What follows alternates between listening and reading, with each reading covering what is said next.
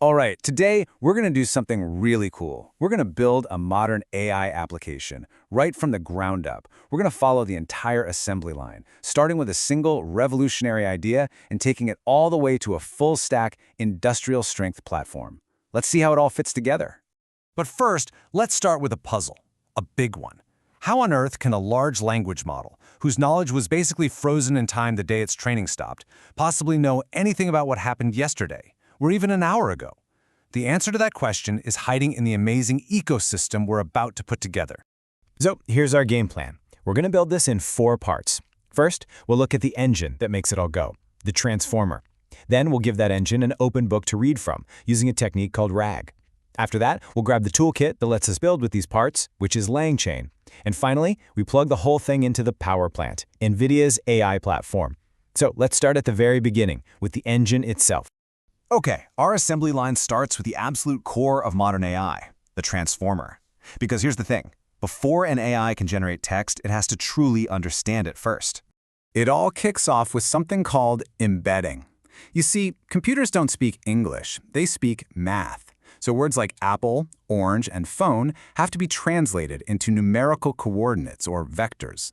In this big, multi-dimensional map, words that mean similar things end up clustering close together. But there's a problem, a big one. The word apple means one thing if you're talking about fruit, right? But it means something completely different if you're talking about a tech company. The context is everything. So how in the world does a model figure that out? The breakthrough was a total game changer. It came from a 2017 paper with the perfect title, Attention is All You Need.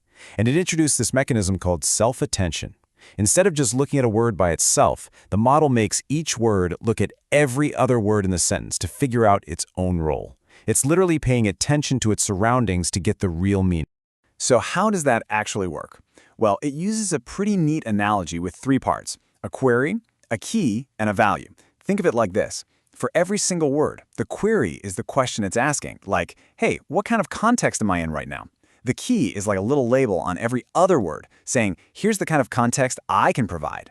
The model finds the best match between the query and the keys. And then, the value is the actual info that gets passed back from those most relevant words. But it doesn't just do this one time, oh no. It uses something called multi-head attention, which is like having a whole team of experts reading the same sentence all at once. One head might be looking for grammar, while another is tracking the meaning of the words. By combining all these different points of view, the model gets a way richer understanding of the text. So, we have our super powerful transformer engine.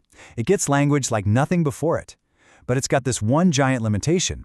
Its knowledge is static. It's stuck in the past. Which brings us right back to our original question.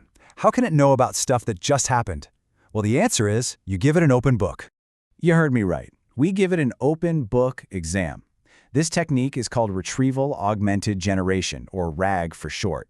Instead of trying to force the model to memorize the entire internet, we just let it look up relevant, current information from an external knowledge base right before it gives you an answer. This whole process starts with some behind-the-scenes prep work. First, we load up all of our documents, PDFs, websites, whatever you've got. Then, we split them into smaller, more manageable chunks. Each one of those chunks gets turned into a numerical vector. Yep, an embedding, just like we saw before. And finally, all those vectors get stored in a special vector database, which is built to find the most relevant piece of info in the blink of an eye. Now here's a really crucial detail. When you're splitting these documents, you don't just chop them up randomly. You use a little bit of an overlap, so the end of one piece is also the start of the next one. Why do that? It's simple, really. It makes sure that you never accidentally cut a key idea or sentence right in half. It's a small trick that makes the whole system so much more reliable. So, a question I get a lot is, why not just stuff the whole document into the AI at once, especially with these models that have huge context windows? Well, it's all about using the right tool for the job. RAG is like a research librarian finding you the exact page you need from a giant library. It's fast, efficient, and perfect for factual questions.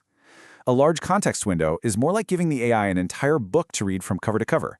That's better if you need it to summarize or deeply analyze that one specific document. Okay, so now we have the engine, the transformers, and we have the library it can read from. That's RAG. But how do we actually connect all these pieces together and build a real application? For that, we need our toolkit. Say hello to LangChain. It's an open-source framework that's basically like a Lego set for building AI apps.